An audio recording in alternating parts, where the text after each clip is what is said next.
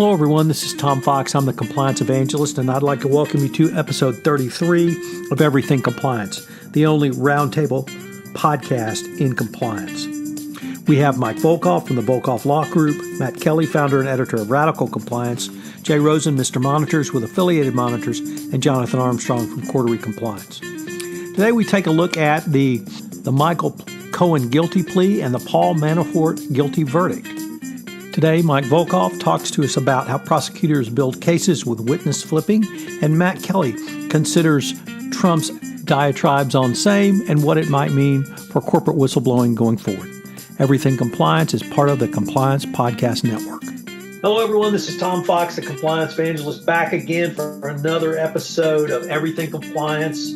We have the full A team with us today. Mike Volkov, founder of the Volkov Law Group, Matt Kelly, founder and editor of Radical Compliance, Jay Rosen, Mr. Monitors with Affiliated Monitors, and as always from across the pond, Jonathan Armstrong, partner at Quarterly Compliance from London. Gentlemen, welcome. Howdy. Well, good morning. Good morning. Hey, everybody. So we're recording this on the last day of unofficial summer, August 31. So as you might guess, in Houston, the hint of fall is in the air. It was only 83 this morning. We've got a heck of a lot to talk about. We are inspired for this episode by our colleague, Mr. Armstrong. So with that, let's just hop right into it, and let's start with Mike Volkov. Mike, we had the Michael Cohen guilty plea a couple of weeks ago, and as our criminal defense specialist, I wanted to ask you if you could talk about how prosecutors build cases in witness flipping. And then from the Manafort trial, I know you've also prosecuted cases. How do you use documents to tell a credible story when your prime prosecution witness is a slime ball like Rick Gates? Well, those are two great topics. First off, I thought it was a great week for justice, for the rule of law. And I think that what it shows, and just as a good reminder to everyone, is that as you ponder the Russia investigation and the related investigations, remember it takes time. And once the time is used, and they're using it very well and very efficiently, we're going to see results like this. And I think it's going to get a lot more interesting as time goes on, because I think they're sort of going after now the top ring, and I think they're going to go after the top ring of people who may be exposed in this. So let's talk first about the Cohen deal. What's interesting about the Cohen deal to me is, number one, is there is no cooperation, at least a cooperation requirement that's explicitly included in the plea agreement. And the fact is that it may be the result of the fact that it was a quickly negotiated deal, meaning that, at least from press reports and statements, the Southern District of New York wanted to get sort of further along in their investigation to know what their evidence showed before they cut a deal, or even started, it sounds like, even debriefing Cohen fully. And what I have a feeling is that there's a lot that he's not been asked about with regard to what Mueller is going to be interested in. So the sense I have is there either was an understanding that cooperation will be dealt with after he's fully debriefed by Mueller and they see what he can do in terms of that case. But it is pretty extraordinary to have a guy just walk in and plead to 8 counts. I think the fact is his critical lawyer in this is not Lanny Davis. Lanny Davis's reputation is really not too good, and Lanny Davis has already gotten Cohen into trouble by making various comments that apparently weren't necessarily accurate about what Cohen knows about Trump's knowledge prior to the Russia Tower meeting, or the Trump Tower meeting. So anyways, I think that there's a lot more that's going to happen with Cohen. And I think, stay tuned. But I think the key lawyer is his Southern District of New York former supervisor, Guy Cirillo, who, if you watch the videotape of him going into the FBI building, he's the tall, skinny guy with white hair who is the one who clearly knows how to deal with the Southern District. They trust him. And so there's some other deal going on here. Cohen, everybody says he's going to go to jail for 4 to 5 years under the plea agreement. Well, he's going to try for better, trust me. And he's going to try to get it down to probation. And the only way he's going to get that is if he comes in with some really interesting information. Going then to the Manafort verdict, a couple things. One is, it was interesting, there was one holdout who held out on the 10 other counts. But the Manafort trial proved once again one of my theories, and I've always felt this way. I've handled cooperating witnesses. You never make a case on a single witness, a single cooperating witness, because it gives the defense enough to argue about, and they don't get a feel. The jury never gets a feel for multiple cooperating witnesses, where you have, let's say, 3 or 4 people with deals. Gates was clearly a scumbag, but it's a great argument to get up there and say, hey, look, he may be a scumbag, but he worked with the defendant here day after day. So, the inference being, well, what do you think Manafort's like? The other thing is, I think we also saw a reflection of Virginia juries. Virginia juries are far different than D.C. juries, trust me from experience. And the D.C. jury is not going to have any problem with convicting Manafort. All you need is a rich, insensitive, greedy, high-powered white male, and he's toast. And the things that gets the D.C. juries upset is when they see pictures of people spending a lot of money on frivolous items. And they all work hard. These are middle class, a lot of the jurors are middle class who work really hard and are really, good people. And they get very upset when they see people just cheating the system and spending money like that. So we used to put drug dealers away with pictures of their $3,000 shirt, and it would drive them nuts, the jury.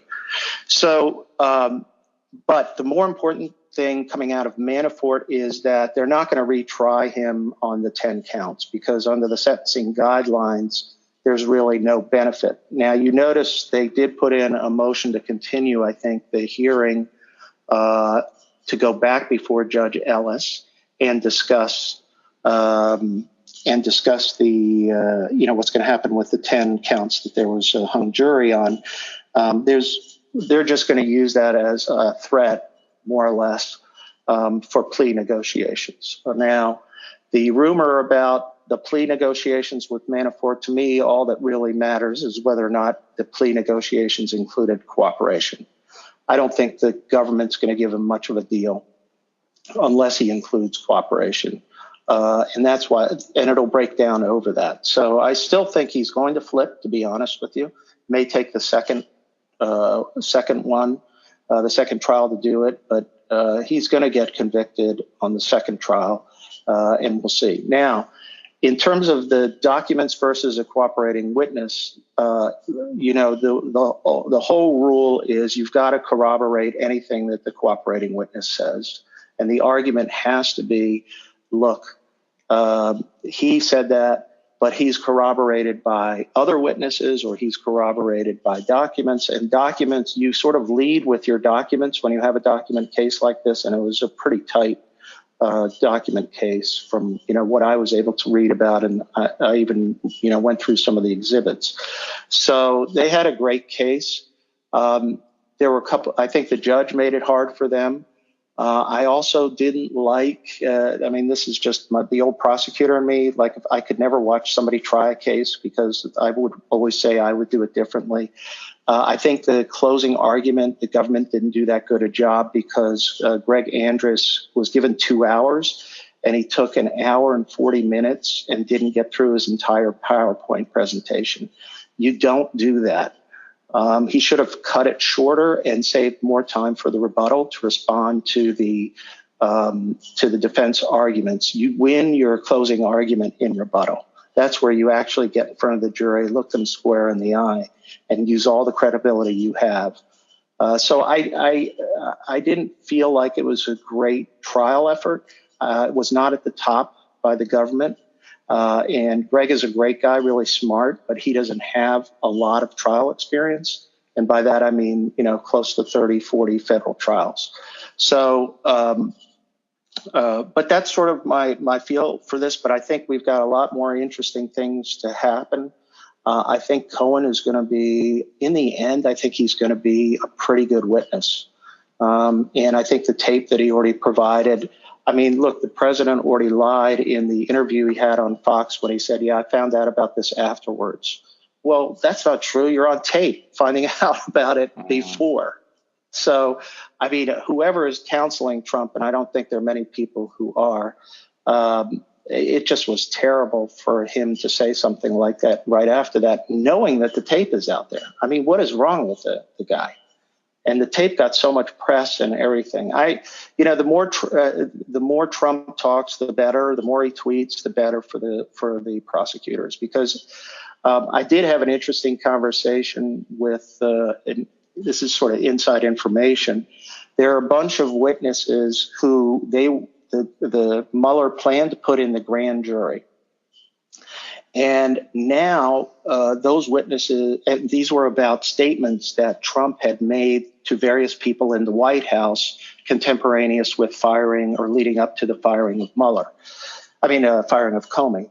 That's a Freudian slip. Let's hope we don't have to talk about that. Mm-hmm. But the interesting thing is apparently Mueller's group has decided that they don't need to put these witnesses in the grand jury because the president has admitted everything that they were going to say. So, I mean, they have them in tweets, they have them in comments. And so, Hope Hicks is still going to go in or went in because she had a lot of information. But people related to Hope Hicks and people who are around the president, some of them, I mean, they've been debriefed, they've been interviewed for hours. And they were told you probably have to go in the grand jury, but now they're being told, no, we don't need you to go in the grand jury. And the lawyers found out it was because they have all these admissions by Trump, which is great. So anyways, so that's sort of my perspective. I think the Russia investigation, is going to be on hold for a few months, but they're going to keep working. And there's a lot more to come. I think Stone is going to get indicted, and I think Donald Jr. is going to have issues, and we'll see what goes on from there. I think this is Jonathan, Mike. I think it's fascinating stuff, and kudos to you because I think you called it several episodes ago as to how this would pan out. From our perspective, that I think the nearest thing in terms of interest in the UK in US legal process, I'd have to say was the O.J. Simpson trial. I can remember that would have been 95. I could remember having a series of matters before the same judge in the same court at that time. And I think when we were waiting for the case to start one time, the judge had talked about the O.J. trial. And then every time I was in his court, we would have the case and then he'd say, some words like the parties are excused. The court has business with Mr. Armstrong, and he'd kick everybody out of court. And then we'd chat about the O.J. Simpson trial for about 30 minutes. And as a relatively junior lawyer, that was an opportunity you took to have that sort of conversation with a judge because then you knew much more about him going forward. And I think it's the nearest equivalent here. It's better than all of the soap operas I think we have currently, and it'll be fascinating to see how it pans out still, I think. Well, I think it's going to be more interesting than Iran-Contra because Congress is never going to hold hearings that will threaten the criminal prosecution. Whereas Congress held the hearings in Iran-Contra that screwed up and gave immunity to North and Poindexter. So that's one thing. And secondly, I just have to veer off for one quick second, Jonathan. I was in your country and actually near where you live in the summertime. And I was at I was at a tavern, just seeing what they sell, not drinking it. But and I was at a tavern, and basically I apologized to at least 3 couples for our president, and they took the apology very well. They wanted it, but then they apologized to us for Brexit, and I said, you know what? I would take Brexit in a minute in exchange for you guys taking Trump. And they said, oh, no, we didn't mean it that way. Okay. But I thought it was really, what was interesting was I felt like there were a lot of people there who felt our pain in a lot of respects, and it was pretty interesting. So from your perspective over there. Yeah, no, absolutely. I think it is something that's gripping us, and Brexit, it's the only shimmer of light, I think, in the Brexit malaise. Yeah. So anyways, anything else? Yeah, Mike, this is Jay. Can you just speak for a couple moments on the noose tightening around the president and the immunity that was offered to Alan Weisselberg and David Pecker, and how that affects things going forward?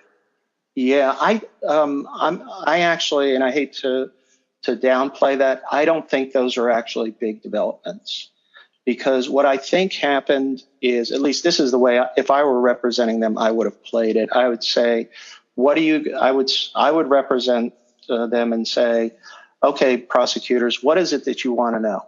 Well, we want to know about how these transactions were handled with regard to, the payments to Stormy and to the other one. And then I would have said, well, my guy's got a fifth on that. He's really worried about it. He's worried about what you guys are doing here. Okay, what about if we give him, immunity for this part of the transaction, for information about that. So we would then proffer, they'd interview him based upon a targeted sort of focus, and then go from there. And so I think the immunity really only covered the things that they needed for the indictment, which would have been related to the transactions. Same with Pecker. Now, the only upside to dealing with them that way is that you've established a relationship with them, and you may be able to come back to them, but they're not going to volunteer stuff. It's more or less that if you discover something else, you call up their lawyer, say, look, now we want to talk to them about this. Well, can our immunity deal cover that? Yes, it can. So I don't think that they went in there and fully debriefed Weisselberg about all the criminal activities that have occurred at least at this point. It may be, though, that if they develop more money laundering evidence related to the Russians and buying of all the properties, Weisselberg clearly knows that. And if they can build independently a case where Weisselberg may get in trouble, I think they're going to do that. So right now, they're not like fully immunized, giving everything over, but that doesn't mean that it can't happen down the road. One other point I think that's important about all of this, and I hate the criticism that, people keep saying, well, this isn't about Russia. People are pleading guilty and it's not about Russia. It's not about this. It's not about that. That's exactly how these cases are made. And Tom, you asked about that. The way mob cases were made is you go and you find anything you can as leverage to give you leverage over a person, and you charge them, just like they did with Manafort, just like they did with other people. And the reason is you obviously are building a case and you're trying to get people to cooperate. And the only way they're going to do that is if you look through their history and find information that gives you leverage over them. So the argument that these cases would have never been brought except for the Russia investigation, while true, it's a common practice that's been going on for years. In other words, everybody who pleads in a RICO case that I used to do, sometimes it would be an old case and we'd resuscitate it and put it together, and like a drug case on somebody, and say, okay, now we're going to charge your guy. And then he says, well, I'll cooperate. So this is nothing new. This is the way it's always been done. And then my favorite argument that they used was, well, the president hasn't been charged with anything. But of course, we believe that he can't be indicted. So, it's like everybody knows that the Mueller is saying he can't indict the president. So, the fact that they're saying, well, the president wasn't charged with anything. If anything, by the way, if you read the information, they have the Southern District is good, and they have a very strong case with documents and multiple witnesses that ties Trump to both of these payments. And I was struck by how many cooperating witnesses they had and the documents and the financial transactions that they nailed down into every one of these. Now you know what those guys were doing in New York over the last few months is dragging in every one of these people, and they got every financial detail down on how this money went to Stormy, how it went to Karen McDougal, everything. So, kudos to them. They did a terrific job with it. And it shows you that what good prosecutors can really do. And it was a great information to read. Just showed really solid work. Anyways, that's all I got. But, hold on to your hats is what I say. So, Mike, I have an inside baseball question for you. Yeah. The judge was very hard on the prosecutors. My question is really twofold. One, can a judge be so hard on one side that it actually backfires and the jury either becomes upset with the judge or takes the side who's being picked on so much? And two, if a judge is extraordinarily hard, does that make it more difficult to overturn on appeal because the judge, frankly, was so strident in his rulings and comments for the defense? Yeah, that's interesting. I think that the judge, it can play both ways. I've seen it play both ways. I've had judges give me a hard time, and I've seen it hurt me in front of the jury. But on the other hand, I've seen a few times where, the judge was hard on me and the defense was kind of obnoxious, and so then they feel for you. But I think the defense counsel did a pretty good job from what I could hear in terms of not being obnoxious and laying low and letting the judge do their dirty work. Although I did think their closing argument in violation of an agreement that they had with the government was pretty outrageous. And the judge tried to cure it with an instruction, but that was really pretty unfair. But I think it does also, this is an airtight case for appeal. And the other issue to me about that is it was interesting that Manafort's attorney, when he came out, didn't say, we're sorry, but, we're saddened by the verdict, we're disappointed by it, and we plan to fight and appeal, all the way up to the Supreme Court if necessary. Well, what sounded to me was he came out and he said, okay, that was a fair trial. We thank the judge for giving us a fair trial. And he said, and Mr. Manafort is considering his options. Well, that to me said something. There's more going on here in terms of it's not the usual defense counsel language. And I think I've always felt that Downing and his crew wanted to get the money out of this case. And that was one of the big things that was driving the defense. He left his firm. So this was all that he was doing. So he can't just plead the guy out. He's got to take him to trial and get all the money he can from Manafort. And not to be cynical about lawyers, but I think that they're about, I'm not sure that he's getting as much money as he wants for the second trial, or that he realizes that at some point he's got to bring him in to get him out of spending the rest of his life in jail. I do think that Ellis will not give Manafort, a really harsh sentence. I think he would get like 4 years at most.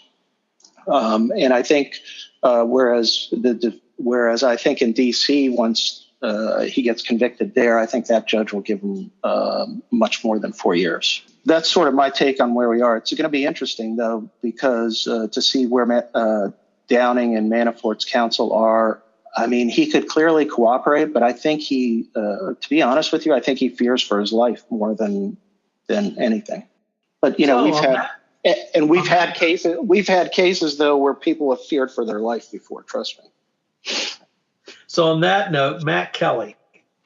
Matt, one of the interesting things that came out from both the Cohen guilty plea and the Manafort verdict was that Trump attacked Cohen for being a rat and praised Manafort for keeping his mouth shut.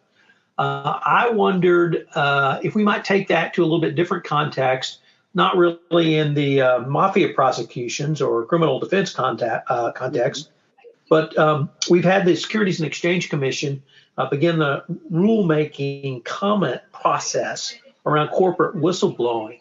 Do you see this in any way as foreshadowing what the Securities and Exchange Commission leadership might do around whistleblowing? And also, how do you see something like a guilty plea in a criminal proceeding helping or driving civil litigation? I'm specifically thinking of the Stormy Daniels civil lawsuit and how a Cohen guilty plea might impact that. Yeah, Tom, thank you. So it has been interesting because I look at what the president has been doing as, and you and I have talked about this before, a gigantic example for corporate compliance officers of how not to have your organization work. Specifically around whistleblowing, it was interesting. I was looking up some of the things that President Trump had said about Michael Cohen after Michael Cohen copped his plea, and he had called Cohen a rat. And I thought, well, geez, didn't he also call Cohen a lowlife? And I went and I looked it up. I am wrong. He didn't call Cohen a lowlife. He called Omarosa a lowlife. And I don't recall who else he has badmouthed as all of these things have been happening. But it actually gets to what I think is a worthwhile point to remember, is that attempts to stifle whistleblowing don't work. Because clearly he has been calling bad names to just about everybody he can find, and we still have this administration leaking like my old oil tank on my '78 Colt. It's just it fails, and it really gets to, I think, some good lessons worth remembering about strong corporate culture. If there was no misconduct here, President Trump would not be running around calling people rats and lowlifes and everything else. He'd turn to Manafort and say, knock yourself out, pal. I don't care. I got a country to run. And he'd waltz on off. And that is not what is happening. So clearly he is thinking in this very instinctive, knee-jerk way, I'm going to try and stifle every whistleblower I can. This is something that I kind of touched on in a different post I made on a blog about speaking up around harassment. And, we always talk about a speak up culture, and that's what we want to foster.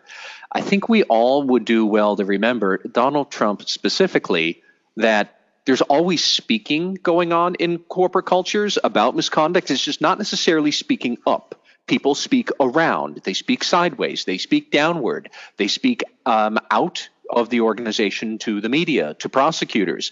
They might speak around with a whisper campaign. Don't go work for that department manager. He or she is unethical for some reason.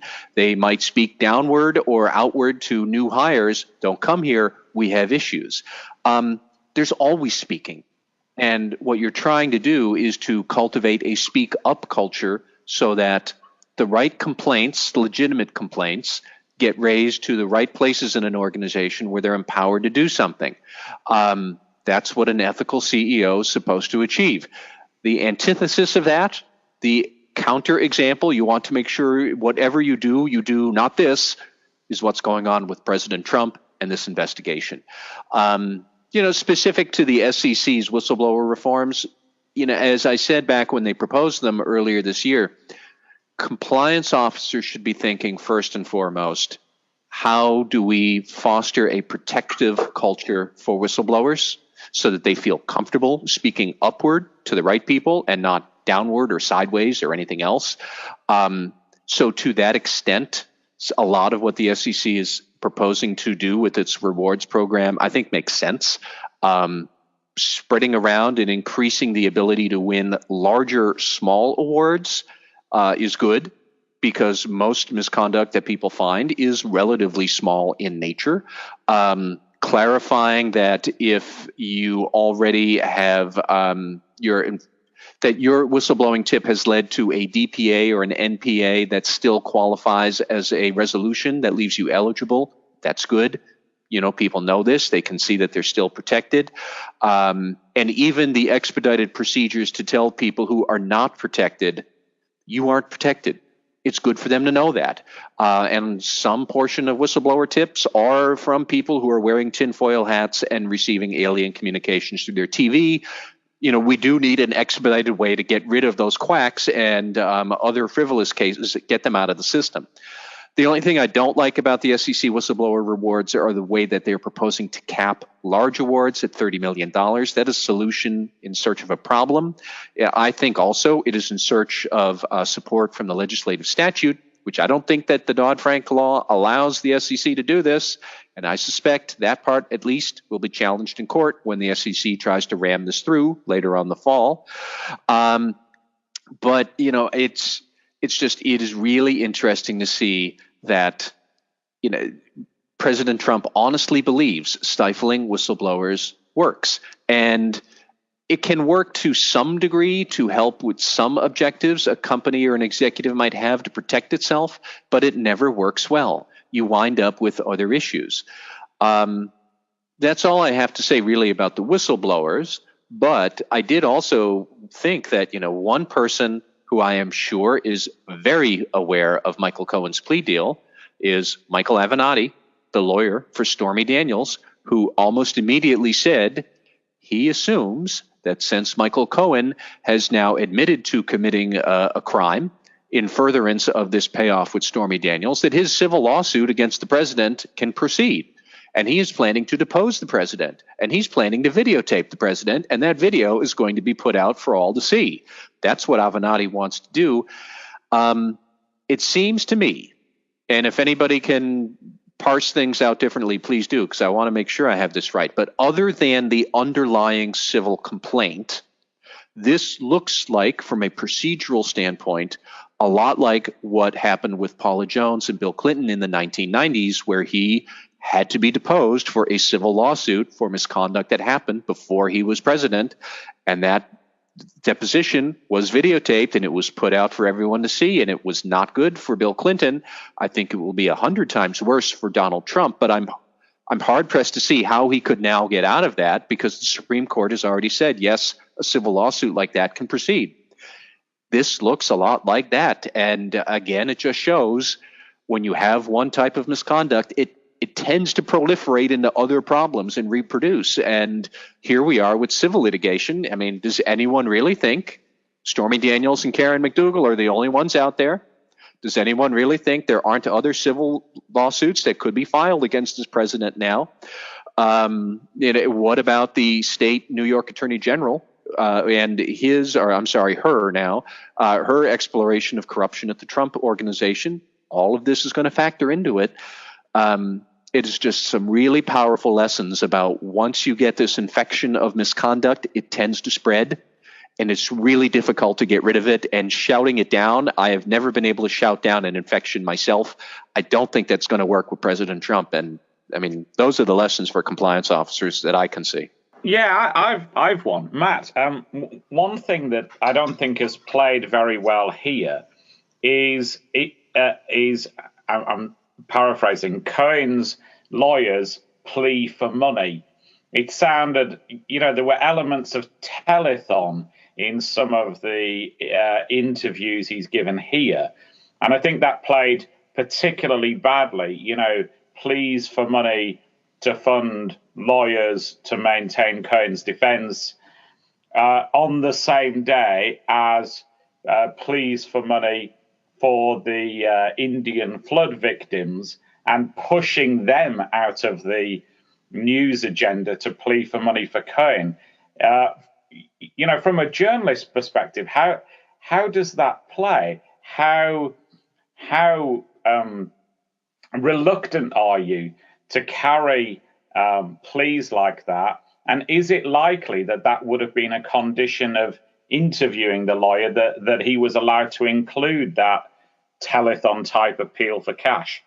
So in full disclosure, I have not seen that particular plea for money, which on one hand, I'm kind of wondering, really, because you had a taxi medallion empire worth millions and millions. I know that. On the other hand, I suspect at some point, Michael Cohen's wife will maybe revisit their marital commitments and might want to take him to the cleaners in a divorce proceedings. Like, these things come into play. As a journalist, though, no, that's really like, it's not cool. I would not agree to that as a condition. I would tell the source, I'm not going to let you do that. And then I would fully expect the source to try and do it anyways once you're actually, say, live on TV or something like that.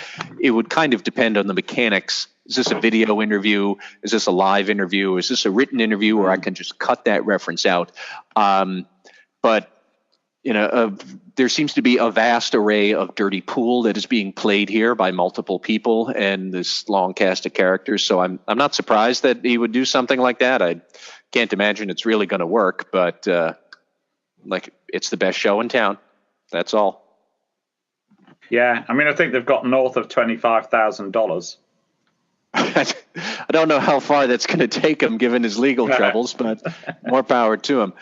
Actually, the only other kind of mind-bending thing I would put out there, this is more like a quick political take, but I want everybody to get their heads around this. Let's say the Democrats retake the House in November, very possible. They investigate Donald Trump in 2019 up to their eyeballs, very possible. They recommend articles of impeachment by late 2019, early 2020, we could see the spectacle of a president going through impeachment while running for re-election at the same time. Stew on that. Yeah. And quick update, I've just checked, $165,940. Well, that'll get him like maybe 3 days as opposed to 1 day's defense, but... Jonathan, we're coming up to the Labor Day holiday here in the States, and there used to be a telethon that was hosted by Jerry Lewis. So, maybe as part of the Everything Compliance podcast every couple weeks, you could be the MC and give us an update on how the GoFundMe is working out for these people. I'll do my very best. Maybe I'll get a large barometer that Tom can put up on the site as well. Hey, Matt, this is Mike. I have one quick question for you. What is it that is animated the SEC to revisit the whistleblower program? What has been the alleged problem that they're supposed to be addressing? I can certainly see that there is a need for a lot of what they're proposing. I think some of that comes from the Digital Realty Trust whistleblower decision by the Supreme Court earlier this year, where they said that to win whistleblower protections under Dodd-Frank, you must first report to the SEC. Now, the SEC's Office of the Whistleblower, Jane Norberg, she has said since that decision, they have seen an appreciable increase in the number of complaints coming into them. So some of it was more procedural housekeeping to make it crystal clear to everybody. What does a submission actually mean? There's a form you have to fill out. It's not that hard, but you have to do that. You can't just leave a voicemail at the SEC and say, oh, I'm protected, and now you go and raise hell at your company. It's a little bit more than that. I think the idea of increasing the size of smaller awards is good, because theoretically the reward could be as small as $100,000, but those small awards now could be larger. They're trying to tinker with those rules. The point where I say, why are we doing this, is where is the rationale to cap a large award at $30 million? I get it that large awards may not be a company's idea of a good time, but the critics, and there are critics, the Democrats already on the commission have said that would maybe lead to some sort of selective whistleblower rewarding for very egregious conduct. It is fair to say that CFO of a large company who is reporting major misconduct, he's really putting his career on the line and would probably want a larger award. But remember back during the Obama administration, Republicans used to tie up the SEC in knots, saying you didn't do a cost-benefit analysis as thorough as you should. Why are we doing this? How does this help? I think now the shoe is on the other foot. Where is the crisis in large whistleblower awards that would be resolved by making them smaller? How is that going to help or hurt anybody? It doesn't make a difference to the taxpayers because they don't pay these awards. But I think that you are going to see a legal challenge, and also Commissioner Kara Stein, when she was one of the Democrats on the commission, she had mentioned when they were proposing these rules, this language doesn't look like it's in the statute. I'm not sure we can do this. That to me is waving a red flag to all of the, the Democratic critics out there to say, challenge these rules in court once they're adopted, because what is the harm in having a large award for large misconduct? I don't see it. Yeah. I was suspicious when I saw this beginning, but I feel a little bit comforted by your response. And frankly, Congress needs to fix the statute, but that'll never happen after the digital ruling. Yeah. So. And now on to the rants. Mike, you got a rant for us today? Yeah, and this is not so controversial, but it really just bothered me. I thought the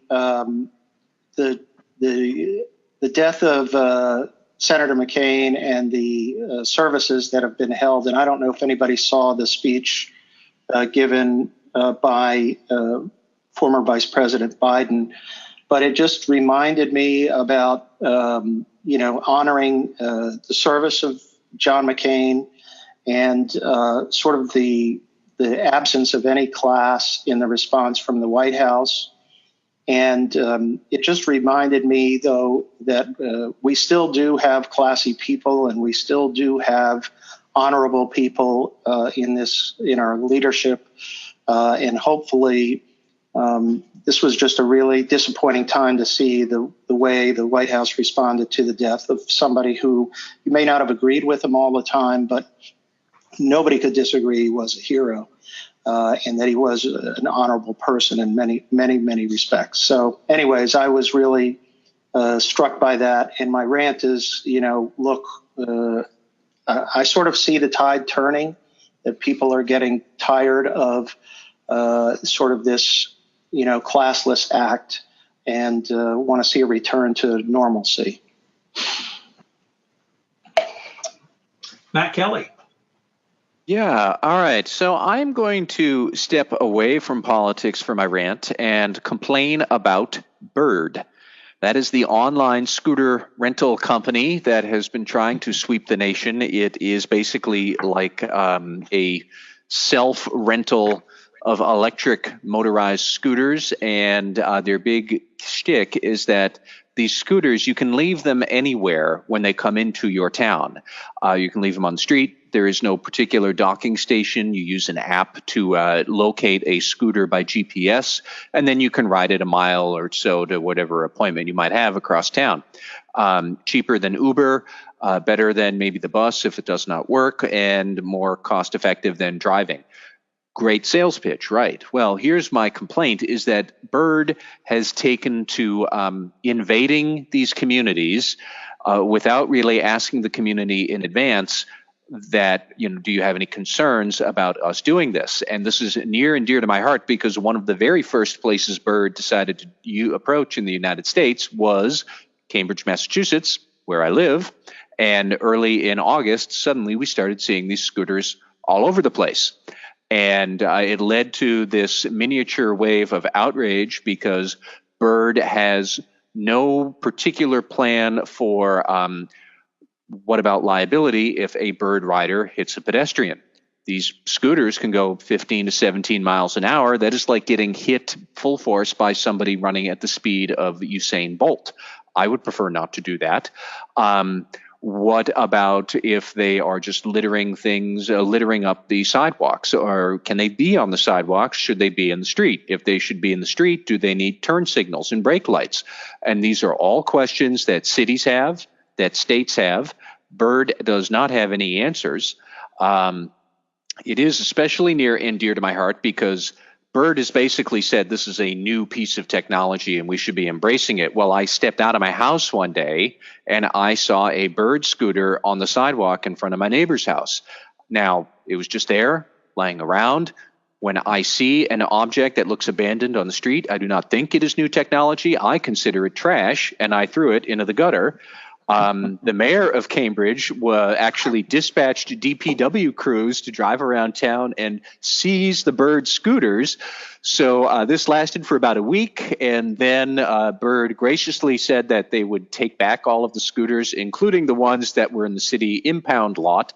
But you can't do this. You can't just waltz in to a city, and I'll give an even more useful, I think, not cute political point, is there was a bike sharing service that was funded by Chinese investors that came into a city just to the south of Boston and Cambridge. Another one where you put the scooters wherever they are, or put the bicycles wherever they are, and then the investors pulled the plug.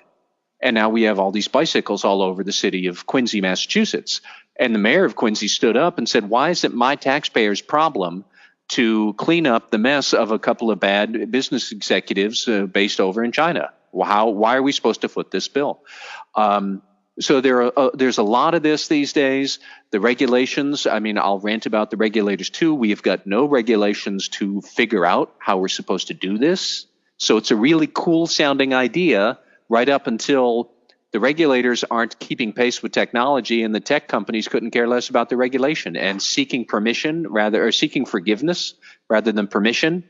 Not a good way to start a relationship and not a good sign of your ethical culture, in my opinion. So that's my rant about Byrd. Jay Rosen. So just like Mike Volkov, I've been transfixed with the way that America and Americans are saying goodbye to Senator John McCain. And it looks like he's put a lot of thought into these ceremonies. He's had a while to plan his departure. And from the plurality of speakers, Larry Fitzgerald to Joe Biden, and, you know, having Scottish bagpipers. And my parting vision is as the coffin was leaving the church yesterday, that they started playing Frank Sinatra's My Way. And McCain's always been known as a maverick, and you might think that playing My Way could be interpreted as being selfish, but I think his way is the American way. And as Mike was saying, there's a way of service and country and working together and having respect and having toleration. So I, too, am cheered by the fact that there are more Americans who appreciated Senator McCain's service. And without mentioning the name of those people who are classless and don't appreciate, I'm glad that the country has had these next few days to remember Senator McCain's contributions and to also look forward to, as Mike said, that the tide is turning. Mr. Armstrong.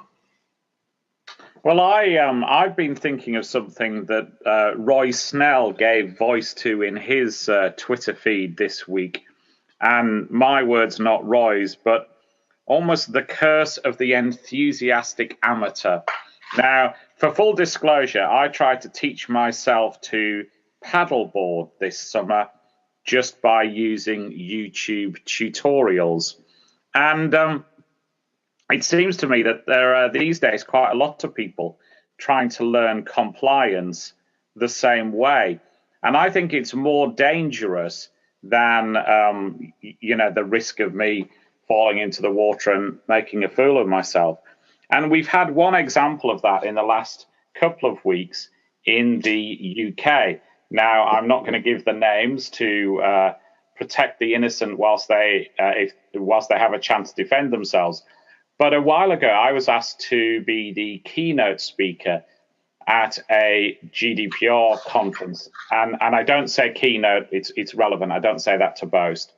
And about 4 speakers after me was a guy who got up and spoke about something different than the topic he was given. And some of his talk was wrong. And it was quite embarrassing because I was still at the conference and he would keep looking to me and say, as Jonathan will confirm, and nodding. And occasionally I had to say, well, not strictly true, or as a slight upgrade. You know, I was genuinely trying to be polite about it. Then I was quite surprised to see something from this individual on social media saying that he was the keynote speaker at this particular conference. Surprised because I think I was billed as that and he wasn't. And then the plot thickens in that this particular individual then announced that he was writing a book.